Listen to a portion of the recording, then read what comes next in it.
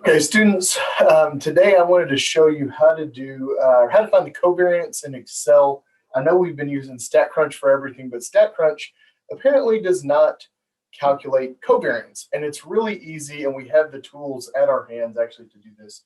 So I'm looking in your chapter or section 3.5 now, and one of the questions looks like this. It says, the following is a set of data, n equals 11, complete parts A through C. And first it says, compute the sample covariance.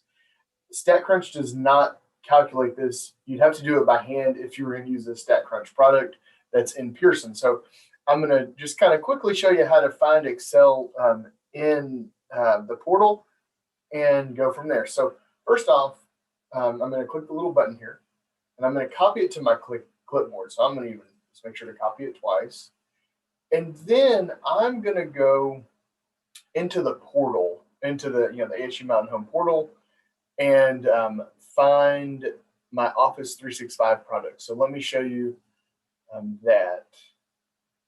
Let me share this.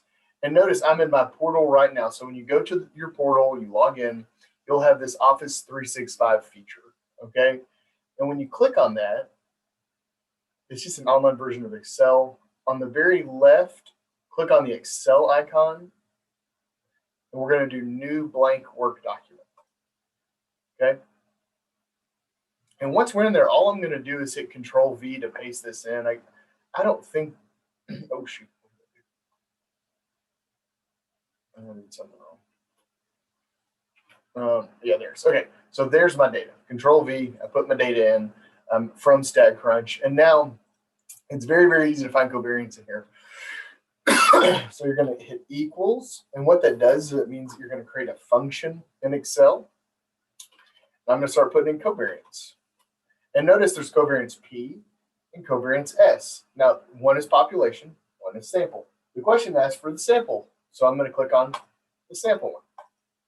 And it's going to ask for arrays. So the first array here is your X values. So highlight now, look, I just clicked it and dragged it down.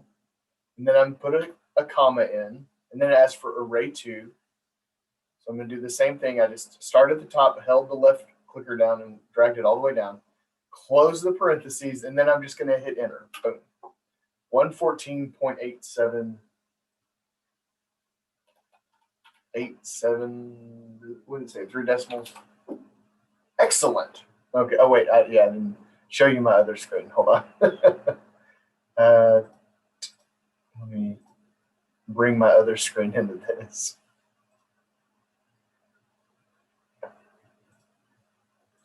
Okay, so I put in the 114.873, and it said excellent. So now I'm gonna hit OK. And now it says compute the coefficient of correlation. Well, now this one I'm actually gonna do in Statcrunch, just so we're comfortable to use Statcrunch. And look, 99% of the time we're gonna be using Statcrunch, and it's not a big deal. Okay, it's just that for some reason covariance isn't in there. So to find the coefficient of correlation, I'm going to do the same thing I did a second ago, but I'm going to open this up in Statcrunch now. And it's really easy, actually. You just click Stat.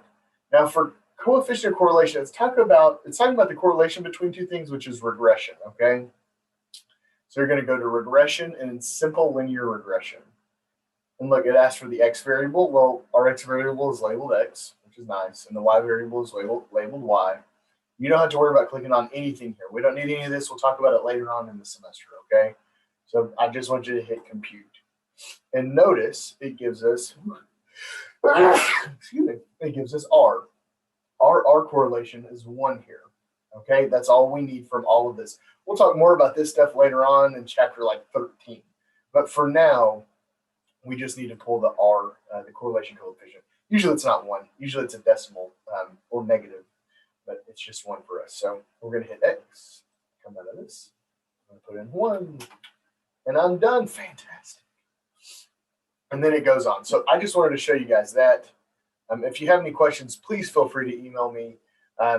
But that's just how it is. And I'll tell you, there's more videos on YouTube on how to find the covariance in Excel if you need to see that. But I wanted to make one to show you how to get into the Office 365 product that you have available to you.